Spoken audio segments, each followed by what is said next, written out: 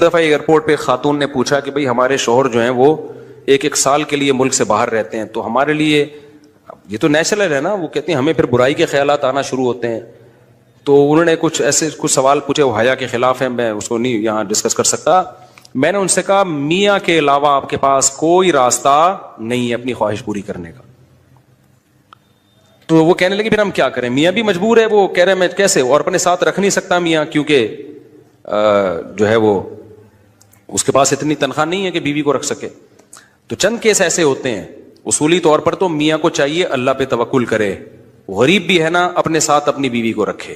کوئی بات نہیں، میاں بیوی دونوں روکھی سوکھی مل کے کھا لیں گے، کم پہ گزارا کر لیں گے. جو بیویوں کو چھوڑ کے ایک سال دو سال کے لیے باہر جاتے ہیں، یہ شریعت میں بالکل پسندیدہ نہیں ہے. اللہ نے بیوی کو صاحبہ کہا ہے، ساتھ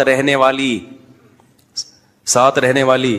مجھے وزیر آباد میں 1 مہینہ رہنا تھا، یہ بات ہوگی 2006 یا 2007 کی. انہوں نے کہا کہ 1 مہینہ آپ نے یہاں اسٹے کرنا ہے. بیانات کے سلسلے میں نا مسجد 1 مہینے کے لیے میرے حوالے کی تھی. تو میں نے کہا بھائی میں تو بیگم کے بغیر 1 مہینہ نہیں رہ سکتا، بچے بھی تھے میرے. تو میں نے کہا 1 مہینہ میں نہیں رہ سکتا، مجھے بیگم بچے چاہیے، ان کا بھی ٹکٹ دو تو میں یہاں رہوں گا ورنہ نہیں رہوں گا. تو انہوں نے پھر بیگم بچوں کا بھی ٹکٹ دیا. وہ گھر والوں کے ساتھ رہ لیتے ہیں آدمی تمیز سے، ورنہ بیگم کے بغیر ہمارے لیے تو بڑا مشکل ہے اتنا لمبا عرصہ رہنا. مجبوری میں رہنا پڑتا ہے تو ایک الگ بات ہے، لیکن ہے مشکل کام. چاہے کتنے بھی آدمی کے میاں بیوی میں جھگڑے ہو نا، نہیں رہ سکتا بھائی.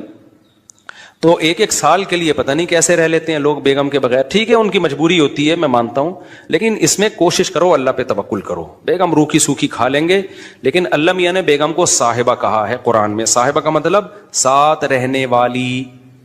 صاحبہ کا کیا مطلب ہے؟ ساتھ رہنے والی. تو اس کا مطلب جب شادی ہو گئی تو وہ پھل ترو کی طرح تمہارے ساتھ چپک گئی ہے.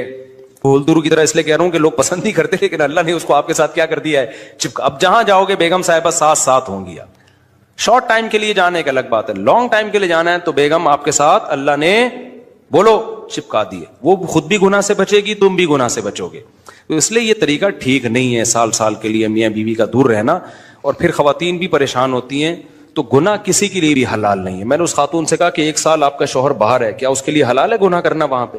اس کے لیے حلال نہیں ہے تو آپ کے لیے بھی حلال نہیں. تو اللہ میاں نے صرف یہی رکھا ہے کہ ایک دوسرے کی خواہش پوری کر سکتے ہیں میاں بیوی، اس کے علاوہ ان کے پاس کوئی آپشن نہیں ہے. تو اب پھر بھی نہیں آ رہا میاں، تو میں نے ان خاتون کو یہ کہا کہ اپنے آپ کو بزی رکھیں. آپ کیا رکھیں بھائی؟ کوئی پازیٹیو ایکٹیویٹیز میں اپنے آپ کو کھپا دیں. ایسی موویز تو ویسے بھی ٹھیک نہیں ہے دیکھنا، خاص طور پہ فحش موویز دیکھنا اور ٹک ٹاک پہ صبح و شام بے حیائی. تو جب یہ انسان کی عادت ہے، جب وہ اپنے آپ کو کسی پازیٹیو کام میں لگا دیتا ہے نا، تو چند دن پھر یہ جھٹکے لگیں گے، اس کے بعد انسان نارمل. کئی لوگ ہیں جو 1 سال گھر سے باہر رہتے ہیں، مجبوری میں بیویاں بھی رہتی ہیں، وہ گناہ نہیں کرتے. وجہ کیا ہے کہ وہ سوچتے ہی نہیں نا اس بارے میں، وہ اپنے آپ کو بزی رکھتے ہیں، مصروف رکھتے ہیں.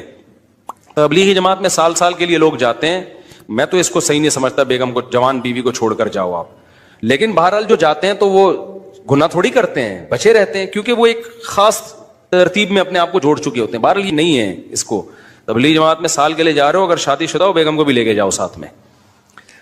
ہم تو یہی کہتے ہیں تبلیغ والوں سے بھی، بھائی اگر سال کے لیے جا رہے ہو نا، تو یہ زمانہ بہت خطرناک زمانہ ہے. حضرت عمر نے جہاد میں نہیں چھوڑا تھا، تو یا اس کے لیے جو ہے وہ ایجڈ ہو گئی ہے، بوڑھی ہو گئی ہے، ایک الگ بات ہے. لیکن آج کل بہت مسائل کھڑے ہونے کا خطرہ ہوتا ہے.